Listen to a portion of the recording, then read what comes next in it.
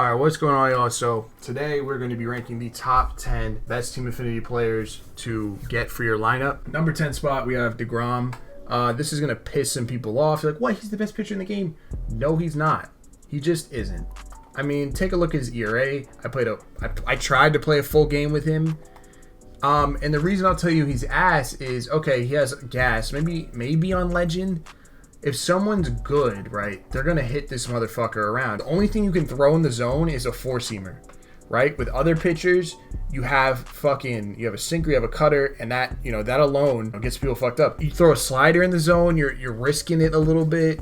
You throw a changeup in the zone, you're gonna get that shit bombed. You throw a curveball in the zone, you're probably gonna get it bombed. And then the two-seamer is not. Don't use a two-seamer if you ever decide to use this card because it doesn't work. It's just a worse four-seamer. So yeah, this card just isn't very good. He can only just throw it straight. And when it comes to someone who's really good at the game, you're gonna get smoked. So that's why I have him at 10. But when it comes to someone who's maybe not as good at the game, yeah, you can smoke him with Grom easy because he throws gas. Number 9 spot, Castellanos. A little controversial. People seem to think. I saw a comment on Twitter, like someone was like, yeah, they're saying what I'm about to say. They're like, yeah, he's a little slow in the outfield and all that. And then some guys like, oh, you really just wouldn't use one of the best hitters in the game just because of a little average speed. Yeah, he's gonna get you fucked in the outfield. Yes. Like, I don't know what that is. Now, don't put him in the outfield. If you really want to use this card, don't put him in the outfield. Okay? Put him at first, put him at third. He might be able to. He could definitely do first because first you don't really need defense like that. I mean, obviously he's gonna let some balls go by him, but it won't be too bad.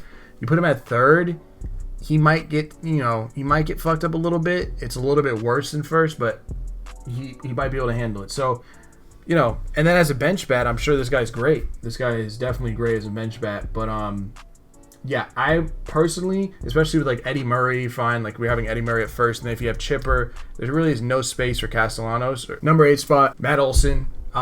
Really, really good card. His contact's a little bit lower, but I mean, he's just a good hitter overall. And you see, like, his fielding stats are a little bit weird because his arm is ass and his accuracy's ass, but at first base, by the way, if you put him in right field, again, meth, you need to stop doing it. Okay? His arm is terrible, his accuracy is terrible, but you're never really throwing the ball like that from first. So, yeah, like, really his defense is actually very good. He is a good-ass card, I think. I mean, there really is nothing more to say. Good hitter, good defense, that's it. That's why I'm at number 8. Number 7, we have Garcia. Yeah, so for most of you, he's probably not going to be playing center because you have Dominguez or Buxton. And, if you move Dominguez or Buxton out of center, you're really just ruining the potential of your team, right? Because they're fast and they have arms. So if you move them, they don't, you're limiting that, right? So, but look at his hitting stats. They're absolutely insane. His defense is a little bit iffy. So if you were to play him out of position, it might fuck you up. He's pretty fast, so it'll make up for it. Number 6, Teoscar Hernandez. His power against righties is a little low, but, his contact's really high. If you're squaring everything up, he's going to hit shit out against righties. Against lefties, he's God. Against lefties, he's almost maxed all the fucking way out, which is absolutely insane. And he's pretty fast. He's definitely fast enough to get to balls. His reaction time's a little bit low, though. And you definitely want to be playing him in right because you could end up getting fucked up. But I do like this card a lot. He's better than, what's his name? Garcia, for sure. He's better than Garcia for sure because he has the defense. And he's arguably a better hitter or just the same. So yeah, I'd say this Hernandez is probably the best outfielder in Team Affinity for sure. Number 5 spot, Trey Turner. Great card. But as you can see, there's a lot of, they kind of dropped the ball with this Team Affinity in a way. Like, I know it's weird to say that, but every good card has a limit. Like, there's something wrong with it. You know what I'm saying? Like Castellanos, really good hitting, shitty outfielder. You know what I'm saying? Trey Turner, really fast, really good at hitting, like an offensive powerhouse, but what's going on with his defense? If anything comes his way, he's getting fucked. And, at the shortstop position, you need defense. I don't give a fuck. At first, I'm like, oh, he's fast, whatever. If you actually end up putting this guy at shortstop, you will notice the ball going through his glove and shit like that. So I'm just letting you know, use him if you want. I'm saying he's pretty good. He's the 5th spot in Team Affinity, but to me, I wouldn't use this guy just because his defense, especially when we have Wander who's getting cheaper and everybody can get him, through playing and shit. Yeah, man, I just don't really see the point in getting this card. If you want an offensive speed demon powerhouse, Trey Turner is that guy, okay? Number 4 spot, Salvador Perez. Really like this card. He's a great hitter. Maxed out against lefties, which is absolutely insane. And then, he's got a decent arm. I mean, I don't know how much arms matter to catchers, believe it or not. I know it's like, what? What are you talking about? But, I mean, Schwarber is shitting on people for me. So it's like, why would I need someone like Perez, right? I think Perez is in the top 3 for catchers, which is great. So if you don't have Schwarber and you don't feel like doing Schwarber, or you don't feel like buying Real Muto, go and get Perez. But, yeah, this is actually like a really well-rounded card. All right, number 3 spot. Gregory Soto. So now we're in the top 3. These are locks. If you don't have these cards in your lineup, something's going on. He's a meta pitcher. You need him in your bullpen for lefties. Crazy sinker, crazy fastball. There really isn't much more than that. He's got great hits through 9, great K per 9. He's got all that bullshit. He's got everything you need. He's like a methed out Aroldis. Like, you remember Aroldis coming on and like shitting on you? Well, now Soto is that times 2. So you need this card. It's a lock. There's no argument. There's no debate, right? At the number 2 spot, we have Josh Hader. Another lock. You need him in your lineup if for your lefty side of the bullpen. If you look at his break, his 2-seamer is a sinker. It's basically a sinker, has enough break to give you that sinker effect. 2-seamers in this game are ass, but for Hader, it's actually decent.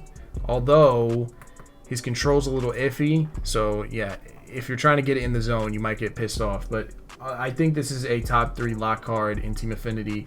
You need this card. He's got maxed out hits through 9, maxed out K. Like, I mean, if you don't like this card, I don't know what to tell you. Number 1 spot, we got Alex Reyes. There's no argument. Throws insane gas on the 4-seamer and the sinker, just like Cabrera. He really is a Cabrera that you bring on to fuck people up. His 12-6 curve is really nice, and I never thought I'd say that. I don't really like the 12-6 curve, but I mean, it has to have some crazy break on it. Like, look at the break. I know a sinker doesn't break that much, but sinkers don't need to break like that. They don't need to break like that. Trust me, kids swing at the sinkers. But look at the break on his 12-6 curve. Look at the break on his slider. Like, they knew what they were doing with this card. They knew. They have to do one of these cards every Team Affinity where it's just like, damn, like, how am I supposed to hit this shit? You feel me? Like, this card is absolutely insane. Insane stats, insane pitches.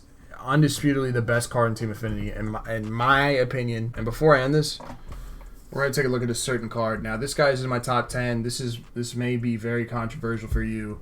I don't give a fuck. I'm a Yankees fan. I love Aaron Judge.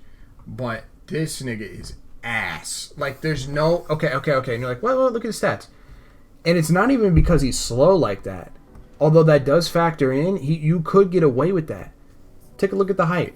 Take a look at the height for me. He's 6'7". He's almost LeBron James's height. And what happens is the space, I'm standing up right now and I'm doing a demonstration. You can't see it. I'll never do a face cam.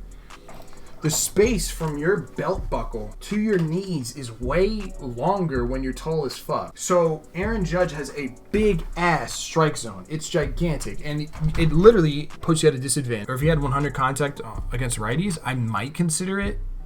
But dude, the fucking damn. What the hell? Could they make him shorter? Like, can you make him shorter? Like, please? I want to use Aaron Judge in MLB. You can't. You really can't. So that's just one card I want to go over. Just so y'all are just like, what? Like, why didn't you mention him? That's why. If y'all enjoyed, leave a like, sub the channel, and peace.